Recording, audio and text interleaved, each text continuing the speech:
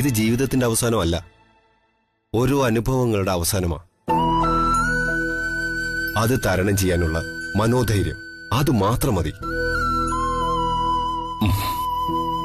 എല്ലാം നേരെയാകും.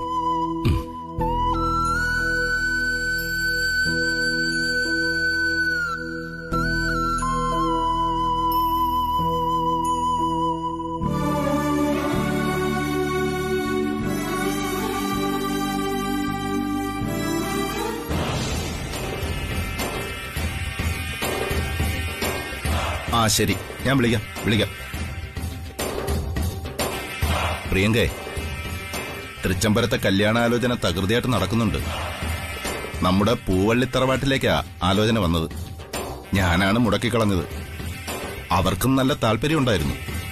ചേട്ടാ, തൃച്ചംബരത്തെ ആനന്ദകൃഷ്ണനെ കല്യാണം കഴിക്കാൻ താല്പര്യമില്ലാത്ത പെണ്ണുങ്ങൾ ഈ ഭൂലോകത്തുണ്ടോ? സ്വർണ്ണ മെഡലോടുകൂടിയ വിദ്യാഭ്യാസം, സൗന്ദര്യം, സമ്പത്ത്, പ്രൗഢി, പോരാത്തതിന് നിമിഷങ്ങൾക്ക് വിലയുള്ള ബിസിനസ് മാഗ്നറ്റ്. പിന്നെ ഏതെങ്കിലും പെണ്ണ് മോഹിക്കാതിരിക്കോ അയാളുടെ ഭാര്യ അവൻ? Yes, you are absolutely right. അത് തന്നെയാണ് രണ്ടാം ഘട്ടെന്ന് പറഞ്ഞിട്ടും മാർക്കറ്റിൽ ഇത്രയും മൂല്യം. 10 തലമുറയ്ക്ക് സുഖമായിട്ട് ജീവിക്കാനുള്ള സമ്പത്തുണ്ടല്ലോ തൃച്ചംബരത്ത്. സ്റ്റാറ്റസും പണവും ഒക്കെ ഉണ്ടെങ്കിൽ ഇക്കാലത്ത് രണ്ടാം ഘട്ടമൊക്കെ ആർക്കാ പ്രശ്നം?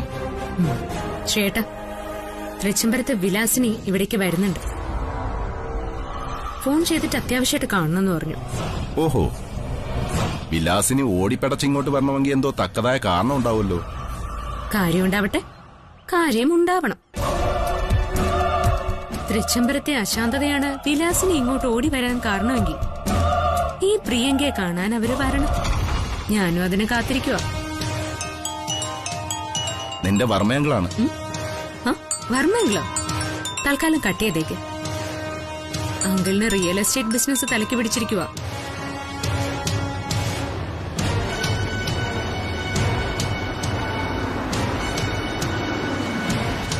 ആ, നമ്മള് പ്രതീക്ഷിച്ചിരുന്ന ആളെത്തി.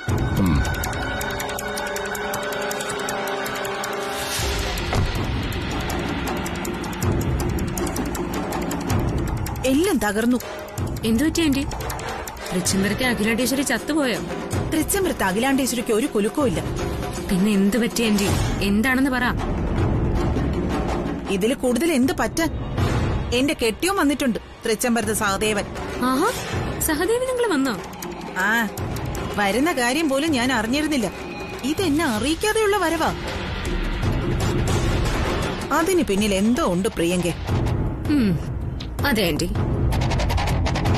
രാജരാജേശ്വരി മരിച്ചപ്പോ നാടാകെ തൃച്ചംബരത്ത് അഖിലാണ്ടേശ്വരിയാണ് മരിച്ചപ്പോഴെന്ന് പറഞ്ഞപ്പോ പോലും എത്തിച്ചേരാത്ത ആളാ. അങ്ങനെയുള്ളൊരാൾ ഇപ്പൊ തൃച്ചംബരത്ത് വന്ന് അവതരിക്കണമെങ്കിൽ ഒരു സംശയവും വേണ്ട, ആരോ വരുത്തിച്ചതാ. ആന്റിക്ക് തഞ്ചത്തിലൊന്ന് ചോദിച്ചൂടായിരുന്നോ എന്താ ഈ വരവിന്റെ ഉദ്ദേശം? ഓ, ഒരു പ്രാവശ്യം ചോദിക്കാൻ ചെന്നതിന്റെ പാട് ഇതുവരെ മാഞ്ഞിട്ടില്ല എന്റെ കവളത്ത് നിന്ന്.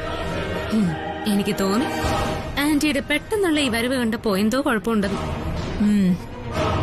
ഏതായാലും ഏട്ടത്തിക്കൊപ്പം നിൽക്കാനാവില്ല മിസ്റ്റർ സഹദേവന്റെ വരവ്. കാരണം മനസ്സുകൊണ്ട് അയാള് കല്യാണിയുടെ പക്ഷത്താ. അതെ, അതാണ് എനിക്കിപ്പോ ഭയം. ഈ കല്യാണത്തിന് എന്തെങ്കിലും തടസ്സം ഉണ്ടാക്കി വെക്കുമെന്നാ എന്റെ പേടി.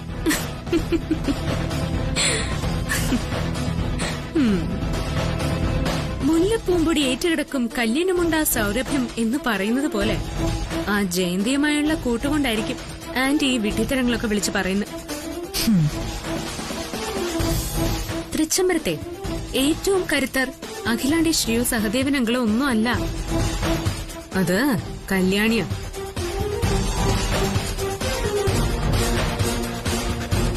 പാഞ്ചാലി ശബ്ദമെന്ന് ആന്റി കേട്ടിട്ടില്ല, അതുപോലെയാ കല്യാണിയുടെ തീരുമാനങ്ങളും.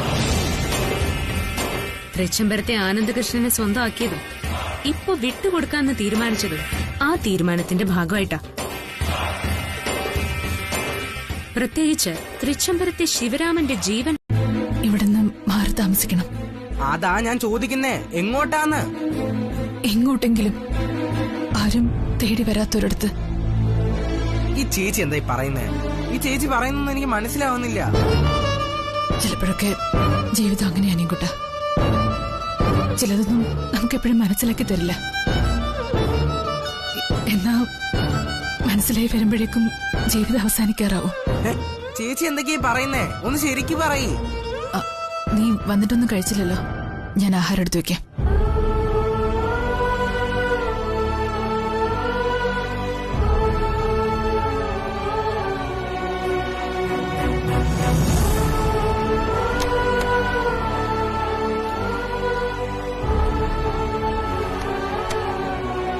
എന്താ ഈ ചേച്ചി പറയുന്നത്?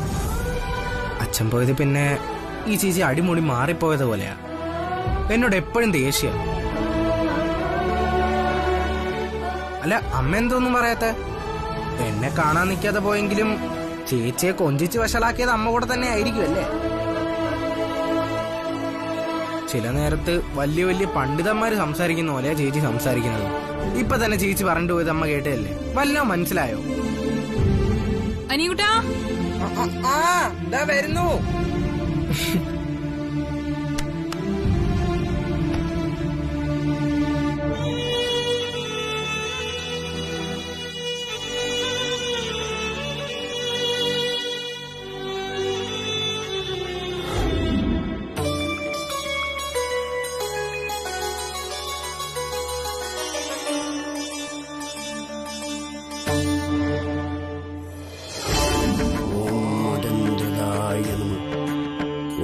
കാമനാശായ മഹച്ഛരായ നമ. ഓം മുക്തഞ്ചരായ നമ. ഓം നിശാചരായ നമ. ഓം പ്രേതചാരിണേ നമ. ഓം ഭൂതചാരിണേ നമ.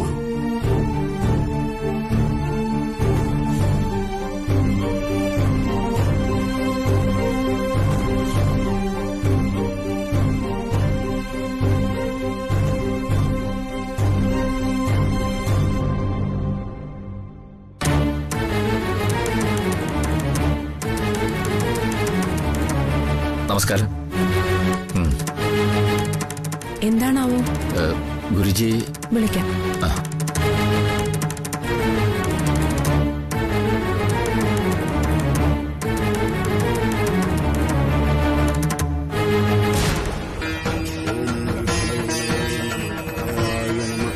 ഓം വിഭവേ നമ.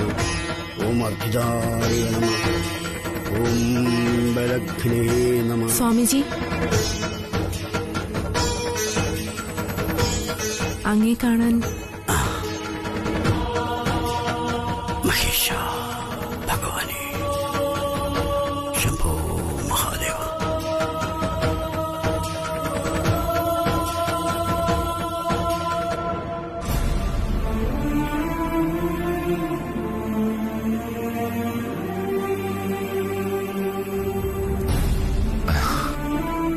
നമസ്കാരം. നമസ്കാരം. ശിവരാമനെന്താ ഈ ആശ്രമത്തിൽ? അത് ഗുരുജി, വിഷയം ഗൗരവമുള്ളതാണെന്ന് മനസ്സിലായി.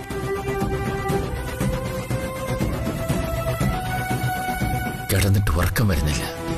മനസ്സിലെന്തോ കരിങ്കല്ല് കെട്ടിവെച്ചതുപോലെ ഭാരം. പഴയതുപോലെ മെഡിറ്റേഷൻ ഒന്നുമില്ല അല്ലേ? ധ്യാനത്തിലിരിക്കാൻ ഏകാഗ്രത വേണമല്ലോ ഗുരുജി. എന്റെ ജീവൻ രക്ഷിക്കാൻ ഇളയച്ചന് വിധിച്ച ഉപാധിയുണ്ടല്ലോ. ആ ഉപാധി പ്രാവർത്തികമാക്കിയാൽ തൃച്ചംബരം തകരും. ആഭ്യന്തര യുദ്ധങ്ങൾ വരെ ഉണ്ടാകും. ത്രികാലജ്ഞാനിയും ലോകപരിജ്ഞാനമുള്ള മഹാനായ ഋഷികേശ സ്വാമികളെന്തേ അത് മനസ്സിലാക്കാതെ പോയത്? അദ്ദേഹത്തോട് തന്നെ ചോദിക്കാമായിരുന്നില്ലേ? സാഹചര്യം അനുകൂലമല്ലേ. സ്വാമികൾ ഇവിടെ ഉണ്ടെങ്കിൽ നേരിട്ട് സംസാരിക്കാൻ തന്നെയാ വന്നത്. അദ്ദേഹം ഇവിടെ ഇല്ലല്ലോ. അല്ല ജയന്തി, ഈ കുംഭകർണ സേവയൊക്കെ മതിയാക്കിയിട്ട് ഭഗവത് സേവ നീ തുടങ്ങിയോ? ജയന്തി, നിന്റെ ദേഹത്തെ ഗന്ധർവൻ കൂടിയെന്നറിഞ്ഞല്ലോ. നീ ഒന്ന് മനസ്സ് വച്ചാ ആ ഗന്ധർവനെ ഒഴിപ്പിച്ച് നിന്നെ ഞാൻ അപ്സരസാക്കി മാറ്റാം. അയ്യോ വേണ്ടായേ. ഒരു ഗന്ധർവനെ ഒഴിപ്പിച്ചു വിട്ടേന്റെ പാട് എനിക്കേ അറിയൂ. ഇനി ഒരു അപ്സരസിനെ കൂടി ഈ ബോഡി താങ്ങൂല. അങ്ങനെ ഒഴിപ്പിച്ചു വിടുന്ന അപ്സരസല്ല. തൃച്ചംബരത്തിന്റെ സിംഹാസനത്തിൽ നിവർന്നിരിക്കുന്ന സർവാഭരണ വിഭൂഷിതയായി അധികാരത്തിന്റെ കിരീടവും ചെങ്കോലുമുള്ള തൃച്ചംബരത്തിന്റെ പുതിയ അവകാശിയായ അപ്സരസ്. പ്രിയങ്കേ, സത്യം പറഞ്ഞ എനിക്കൊന്നും മനസ്സിലായില്ല. എന്നാലും കേൾക്കാൻ നല്ല സുഖമുണ്ട്. പിന്നെ എങ്ങനെ ഒന്നുകൂടെ പറയാമോ? കേൾവിക്ക് മാത്രം സുഖമുള്ള കാര്യമല്ല ജയന്തി ഞാൻ പറഞ്ഞത്. നീ സമർത്ഥയാണ്. ഒരർത്ഥത്തിൽ പറഞ്ഞാൽ തൃച്ചംബരത്ത് വിലാസിനിയേക്കാൾ സമർത്ഥ, സുന്ദരി. അയ്യോ, നിന്നെ എനിക്ക് വേണം.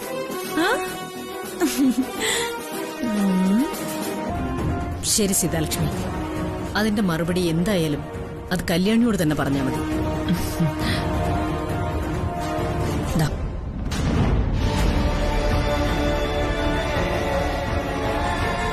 Hello Kalyani madam. കല്യാണി, അഖിലയ്ക്ക് സമ്മതമാണെങ്കിൽ ഞങ്ങൾക്ക് സമ്മതമാണ് കല്യാണി. സന്തോഷായി മാഡം. ഞാൻ വൈജയന്തിയുമായി സംസാരിച്ചു, അവൾക്കും സമ്മതം.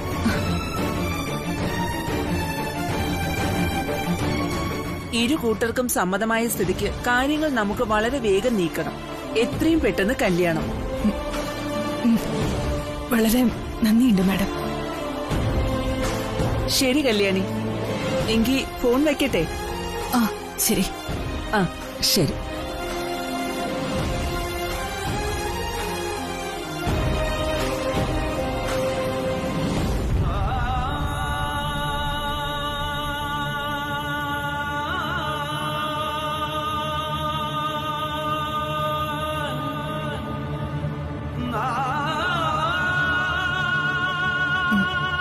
മാഡം, അവര് ഈ കല്യാണത്തിന് സമ്മതം അറിയിച്ചിരിക്കുക.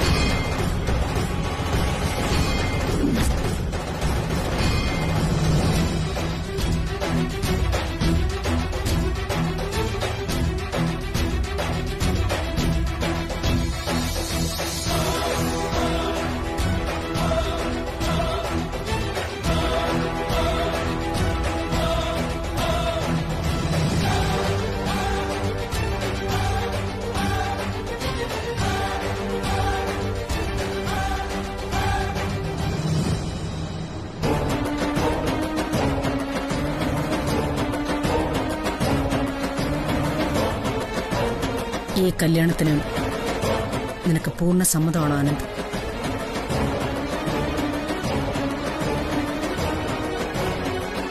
Come on, answer me.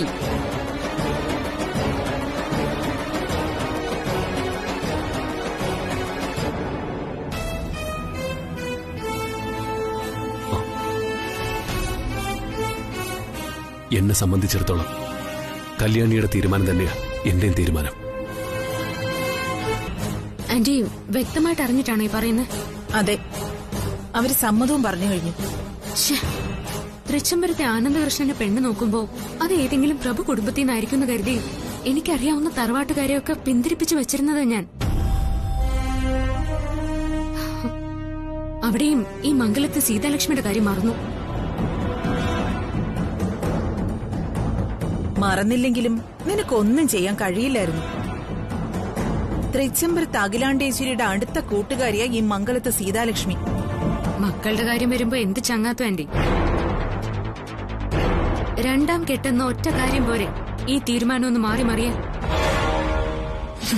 അവിടെയും നിനക്ക് തെറ്റി. നീ ഈ പറഞ്ഞ മംഗലത്ത് സീതാലക്ഷ്മിയുടെ മകള് വൈജയന്തി, അവള് നീ വിചാരിക്കുന്ന പോലെ ഒരു സാധാരണ പണക്കാരി പെണ്ണല്ല. അഴകും അറിവും സാമർഥ്യവുമുള്ളവളാ. അതിന് അവന്റെ സമ്മതം ആർക്ക് വേണം? സ്വാമികൾ പ്രവചിക്കുന്നു, കല്യാണി സമ്മതിക്കുന്നു. പെണ്ണിനെ കണ്ടെത്താൻ അഖില കൽപ്പിക്കുന്നു, കല്യാണി അനുസരിച്ചു. പെണ്ണിനെ ഉറപ്പിച്ചു. ഒരു കാര്യം ഞാൻ ഉറപ്പിച്ചു പറയാം, ഈ കല്യാണം നടന്ന അവളെങ്ങാനും തൃച്ചംബരത്ത് അഖിലാണ്ടേശ്വരിയുടെ മരുമകളായിട്ട് വന്ന നിന്റെ കാര്യം പോക്കാം. അടുത്ത ദിവസം മകുടി ഊതുന്നവരുമായി എത്തി നാഗമഠത്തെ തോലുരിഞ്ഞു കിടക്കുന്ന പാമ്പുകളെ അടക്കം മാളത്തിൽ നിന്നും പുറത്ത് ചാടിച്ച് പരസ്പരം തല തല്ലിപ്പിച്ച് കൊന്നൊടുപ്പിക്കും. അതാ ഈ വൈജയന്തി. അതിനവളെ ഒന്നുകൂടി ജനിക്കണം.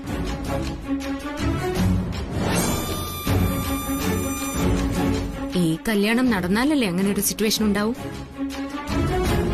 നടക്കില്ല. ഈ കല്യാണം നടക്കാൻ പോകുന്നില്ല ആന്റി. ഓക്കെ, ഇത് തടയാൻ എന്ത് പ്ലാനാ നീ ചെയ്യാൻ പോകുന്നത്? അതൊക്കെ വഴിയെ പറയാം ആന്റി. ഇപ്പൊ ചെന്ന് അവിടെ എന്തൊക്കെയാ കല്യാണ ഒരുക്കങ്ങളെന്ന് നോക്കി പറയും. ശരി.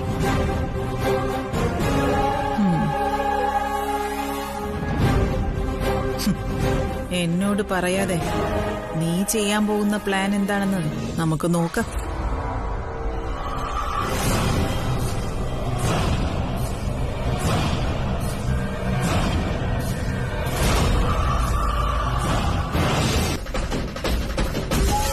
വന്നില്ലേ? ഓ ശരി ശരി. കല്യാണി അമ്പിളിക്കലയിലും ചെന്നിട്ടില്ല. പിന്നെ കല്യാണം ഇതിവിടെ പോയി. അഖില, നീ എന്താ ഒന്നും മിണ്ടാതെ നിൽക്കുന്നത്? അതിന് ഞാനെന്തു പറയാനാ? അവൾ എന്നോട് പറഞ്ഞിട്ടല്ല എവിടേക്കെങ്കിലും ഒക്കെ പോകുന്നത്. അല്ല, എന്തോ തീരുമാനം എടുത്ത പോലെ ആയിരുന്നു അവളുടെ 2-3 ദിവസത്തെ നടപ്പൊക്കെ. എനിക്കെന്തോ പേടി തോന്നുന്നുണ്ട്. ഇവിടെ ഇപ്പൊ ഏത് കാര്യത്തിനും പകയും പ്രതികാരവും ഒക്കെ ആണല്ലോ. ഒരാളെ കാണാതെ വന്നപ്പോ എന്തൊക്കെ കഥകളാ മെനയാൻ തുടങ്ങുന്നേ. ഇത് കഥയൊന്നും മെനയുന്നതല്ല. ആത്മഹത്യ ചെയ്യാൻ തീരുമാനിച്ച ഒരാളുടെ മുഖം കണ്ടാ അറിയാം. ഇനി ഏതെങ്കിലും റെയിൽവേ പാളത്തിലോ കായലിലോ തിരക്കാ മതി. നിർത്ത്. മറ്റുള്ളവരുടെ ക്ഷമയെ പരീക്ഷിക്കരുത്. ഇതൊക്കെ മനുഷ്യജന്മോടത്താണെന്ന് പറയുന്നുണ്ട്. ലജ്ജ തോന്നും.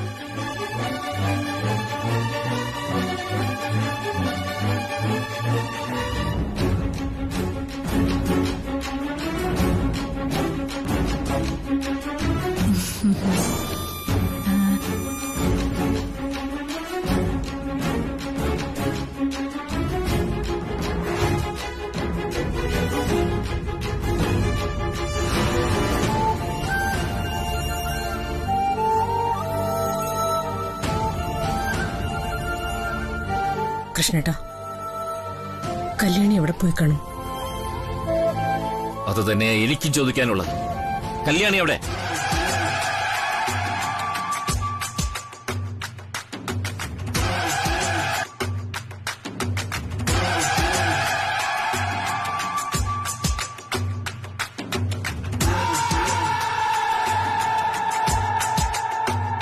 ഇനിയിപ്പോ മനപ്രയാസം കൊണ്ട് അവൾ വല്ല കടുങ്കയും ചെയ്യുമെന്നാ എന്റെ പേടി. അങ്ങനെയാണെങ്കിൽ അതും തൃച്ചംബരത്തിന്റെ പെടലേക്കിരിക്കും. അഖിലാന്റെ തട്ടിക്കളഞ്ഞതായിട്ടേ നാട്ടുകാര് പറയൂ.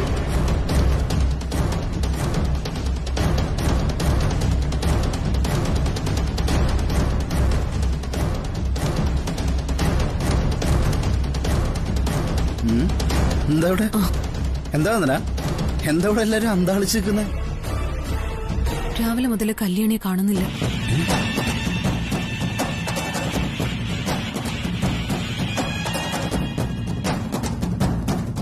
അല്ല, ഫോൺ വിളിച്ചു നോക്കിയില്ലേ? അല്ലെങ്കിൽ വല്ല അമ്പലത്തിലെങ്കിലും പോയിട്ടുണ്ടാവും. രാവിലെ മുതൽ വിളിക്കുന്നുണ്ട് സാർ. ആദ്യം ബെല്ല് തീരും വരെ കട്ടാകില്ലായിരുന്നു. പക്ഷെ ഇപ്പൊ ആദ്യത്തെ ബെല്ലിൽ തന്നെ കട്ടാക്കുകയാണ്. ഹലോ. പറയണ്ടേ? അതെ, പറയാനൊന്നുമില്ല, അറിയാനേ ഉള്ളൂ. എന്താ ആന്റി? സത്യം പറ, നീ അവളെ തട്ടിക്കൊണ്ടുപോയോ അതോ കൊന്നു കളഞ്ഞോ? ആരുടെ കാര്യം ആന്റി പറയുന്നേ? കല്യാണിയുടെ കാര്യം. കല്യാണിയുടെ കാര്യോ? കല്യാണിക്ക് എന്തു പറ്റി? അയ്യോ, ഇന്ന് രാവിലെ മുതൽ കല്യാണിയെ കാണാനില്ല. കല്യാണിയെ കാണാനില്ലെന്നോ? അതെ, അവളെ കാണാതെ വന്നപ്പോ ഞാൻ പെട്ടെന്ന് സംശയിച്ചത് നിന്നെയാ. അതെ, നിന്റെ കൈകൾ ഇതിന്റെ പിന്നിലുണ്ടോന്ന്? ഇല്ല ആന്റി, അങ്ങനെ എന്തെങ്കിലും ഉദ്ദേശം ഉണ്ടായിരുന്നെങ്കിൽ ഞാനത് ആന്റിയോട് പറയായിരുന്നല്ലോ. ഓ പിന്നെ അതൊക്കെ അങ്ങ് പണ്ട്. അഖിലാണ്ടേശ്വരിയെ തട്ടിക്കൊണ്ടു പോയപ്പോ അത് നീ എന്നെ അറിയിച്ചായിരുന്നോ? പ്രിയങ്കെ, നീ എന്നോട് വിളവിറക്കരുത്. നീ അവളെ കൊല്ലുകയോ തിന്നുകയോ എന്തോ ചെയ്തോ, പക്ഷെ എനിക്കത് അറിയണം. ആന്റി, ഇനി സ്വന്തം ഭർത്താവിനെ ഉപേക്ഷിക്കേണ്ടി വരുന്ന മനപ്രയാസത്തിൽ അവള് വല്ല ആറ്റിലോ കടലിലോ ചാടി ആത്മഹത്യ ചെയ്തു കാണും. ഏയ്, അവളതൊന്നും ചെയ്യില്ല. അങ്ങനെ ചെയ്യുന്നവളാണെങ്കിൽ ഭർത്താവിന് വേണ്ടി മറ്റൊരു പെണ്ണിനെ കണ്ടെത്തുമായിരുന്നില്ലല്ലോ. ഇത് എന്നെക്കാളും ഏറെ നിനക്ക് നന്നായിട്ട് അറിയാലോ. പറ, നീ അവളെ എന്ത് ചെയ്തു? തൃച്ചംബരത്തിന് പുറത്ത് എല്ലാവരും വിളറിപ്പോണ്ട് നിക്ക, കല്യാണിയെ കാണാതെ. നീ പറ, കല്യാണി നീ എന്ത് ചെയ്തു? ആന്റി, അവള് വല്ല സത്രവും നോക്കി പോയതായിരിക്കും. ആനന്ദിന്റെ കല്യാണം കഴിയുമ്പോ ശേഷിച്ച ജീവിതം ജീവിച്ചു തീർക്കാൻ. ആന്റി എന്റെ അടുത്ത് സംസാരിച്ച സമയം കളയാതെ അവിടെ എന്താ നടക്കുന്നതെന്നൊന്ന് തിരക്കി വെക്ക്. മതി, എനിക്കിത് കേട്ടാ മതി.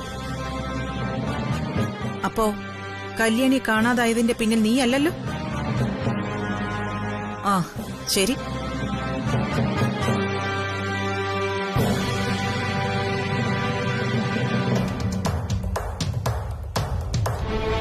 അരവിന്ദേ, അരവിന്ദ് നിക്ക്.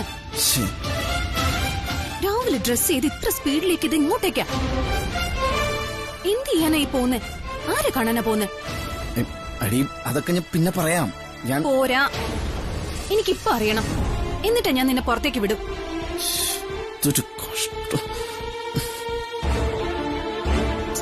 പറയേ, എങ്ങോട്ടേക്കാ പോന്നെ? എന്താ നിന്റെ ഉദ്ദേശം? എന്റെ ഉദ്ദേശം എന്താണെന്ന് അറിഞ്ഞാൽ നീ എന്നെ തടയരുത്. ഉദ്ദേശം നല്ലതാണെങ്കിൽ ഞാൻ തടയില്ല, നല്ലതല്ലെങ്കിൽ ഭാര്യ എന്ന നിലയ്ക്ക് എനിക്ക് തടയേണ്ടി വരും.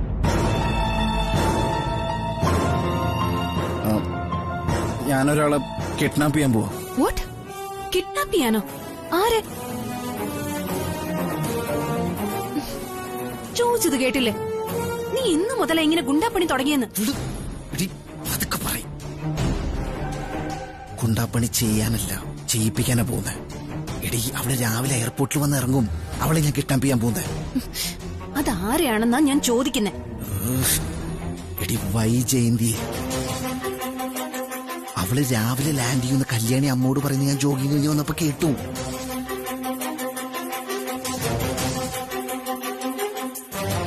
വൈജയന്തി അവളെ എങ്ങനെയെങ്കിലും ഇവിടുന്ന് മാറ്റിയേ പറ്റൂ. കല്യാണം നടക്കാതിരിക്കാൻ ഞാൻ ആലോചിച്ചിട്ട് ഇതല്ലാതെ വേറൊരു മാർഗവും ഇല്ല. നീ ഇനി വെറുതെ തടയാൻ നിൽക്കണ്ട. ഇല്ല, തടയില്ല. അരവിന്ദ് പറഞ്ഞത് ശരിയാ. ഇതല്ലാതെ നമ്മുടെ മുന്നിൽ മറ്റു മാർഗങ്ങളില്ല. ഏതായാലും ധൈര്യപൂർവ്വം പോയിട്ട് വാ. സൂക്ഷിക്കണം, എതിർകക്ഷി പെണ്ണാണ്. പെണ്ണിനെ തൊട്ടാലോ നോക്കിയാലോ ഇപ്പൊ വലിയ പുലിവാലാവുന്ന കാലവാ. അതുകൊണ്ട് തന്നെ നീ നേരിട്ട് ഇടപെടരുത്. ഓർഗനൈസ് ചെയ്താൽ മാത്രം മതി. ഓക്കെ? ശരി, ഞാൻ പോയിട്ട് വരാം. ആ പിന്നെ ഇനി ഇവിടെ ആരന്വേഷിച്ചാലും ഞാൻ എവിടെ പോയി അറിയില്ല എന്ന് പറഞ്ഞാൽ മതി. അതൊക്കെ ഞാൻ മാനേജ് ചെയ്തോളാം. നീ ധൈര്യമായിട്ട് പോയിട്ട് വാ.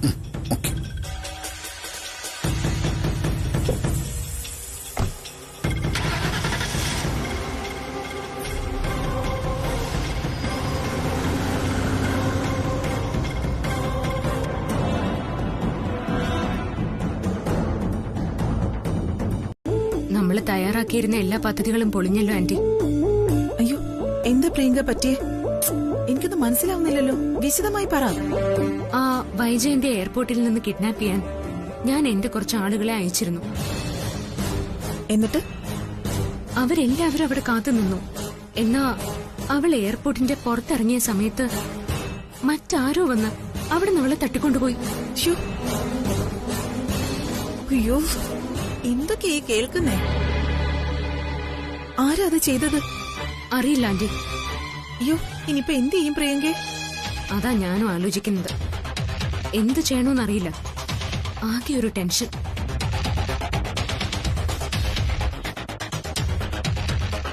കല്യാണം തീരുമാനിച്ചു വെച്ചിരുന്ന പെണ്ണിനെ ആരായിരിക്കും തട്ടിക്കൊണ്ടുപോയിരിക്കുക? ശരിക്കും ഇങ്ങനെ ഒരു കൃത്യം ചെയ്തിരിക്കാം? ആ പ്രിയങ്കെ, എനിക്കൊരു സംശയം. ദേ, ആ സംശയം സത്യമാകാനാ 100% സാധ്യത. എന്താ ആന്റി? ആന്റി എന്താ സംശയിക്കുന്നേ? അതെ പ്രിയങ്കെ, നിന്നെപ്പോലെ ഈ കല്യാണം നടക്കരുതെന്ന് ആഗ്രഹിക്കുന്ന ഒരാൾ, ആ ആള് തന്നെയാ ഈ തട്ടിക്കൊണ്ടു പോകലിന് പിന്നിൽ. ആരാ ആന്റി?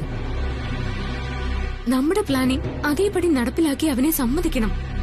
ആരെ ആന്റി സംശയിക്കുന്നേ? വേറെ ആര് പ്രിയങ്കെ? ഇവിടെ ഒരുത്തനില്ലേ, ഏട്ടനും ഏട്ടത്തിയമ്മയ്ക്കും വേണ്ടി എല്ലാം ത്യജിക്കാനും മരിക്കാനും നടക്കുന്ന ഒരുത്തൻ, അരവിന്ദ്.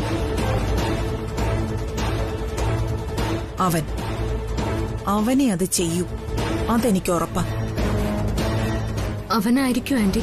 ഒരു സംശയം വേണ്ട പ്രിയങ്കെ, അവൻ തന്നെയായിരിക്കും ഇത് ചെയ്തത്. കൃത്യമായിട്ട് തയ്യാറാക്കി വെച്ച എല്ലാ പ്ലാനുകളും ചീട്ടുകൊട്ടാരം പോലെ തകർന്നല്ലോ ആന്റി. നീ സമാധാനപ്പെട്. ഇനി എന്താ വേണ്ടതെന്ന് ചിന്തിക്കും. ആ, ഏതായാലും എന്റെ സംശയം ഞാൻ ഒന്നുകൂടി ഉറപ്പിച്ച ശേഷം നിങ്ങൾ ഒന്നുകൂടി വിളിക്കാം.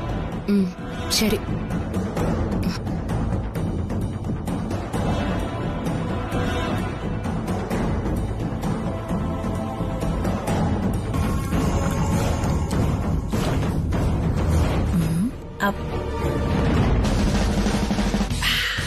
അയ്യോ അയ്യോ, രുചിക്കേണ്ടിയിരുന്നില്ല. മന്ത്രവാദിയുടെ ചാത്തം കുഞ്ഞ് വയറ്റിലേക്ക് നുഴഞ്ഞു കയറൂ? ഇല്ല.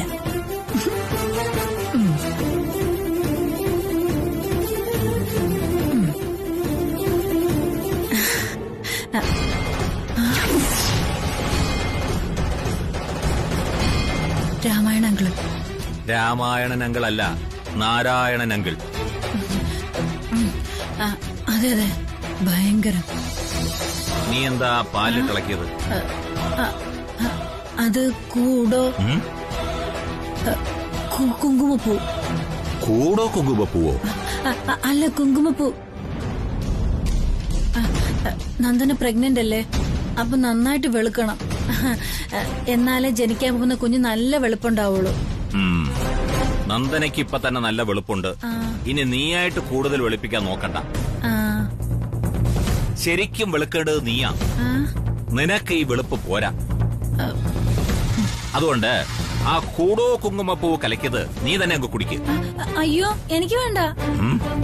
ആ അമ്മേ, എല്ലാവർക്കും എന്നോട് എന്ത് സ്നേഹമാണെന്ന് അറിയാമോ? പ്രത്യേകിച്ച് അഖില ആന്റിക്ക്. ഇവിടെ ഒരു ബുദ്ധിമുട്ടുമില്ല. ഞാൻ ഇടയ്ക്ക് അങ്ങോട്ട് വരാം. ലോക്കറിൽ നിന്ന് ഓർണമെന്റ്സ് ഒക്കെ എടുക്കണ്ടേ? അയ്യോ, എനിക്ക് വയ്യേ. ഇതൊന്നും വരുന്നുമില്ലല്ലോ. ഏയ്, അതുകൊണ്ടൊന്നും അല്ലമ്മേ. ആ ശരി ശരി അമ്മേ, ഞാൻ വരാം. എന്റെ പ്രിയപ്പെട്ട പ്രധാന സാധനങ്ങളൊക്കെ ഉണ്ടാക്കി വെച്ചിട്ടുണ്ടോ? നോ നോ നോ, പനീർ ടിക്കൊന്നും വേണ്ട. നല്ല പഴങ്ങഞ്ഞി, കാന്താരി മുളകും, കട്ട തൈര്, നല്ല കടുമാങ്ങ അച്ചാറ്, ഉണക്ക ചെമ്മീൻ ചമ്മന്തി. എന്താ താമസം? ആവശ്യ സമയത്ത് വരേണ്ടത് വരെയൂല. എന്നാ ഒരു ചിക്കനും മട്ടനും കൂടി ചേർന്നുള്ള ഒരു സദ്യ വന്ന് നോക്കട്ടെ. അതിന്റെ തലേ ദിവസം പനി ഛർദിലുമായിരിക്കും. അങ്ങനെയാ അമ്മ ചില ഇഷ്ടങ്ങള് ഹൃദയത്തിൽ കയറിപ്പോയാ അതോളം രുചി വരില്ല മറ്റൊന്നിനും.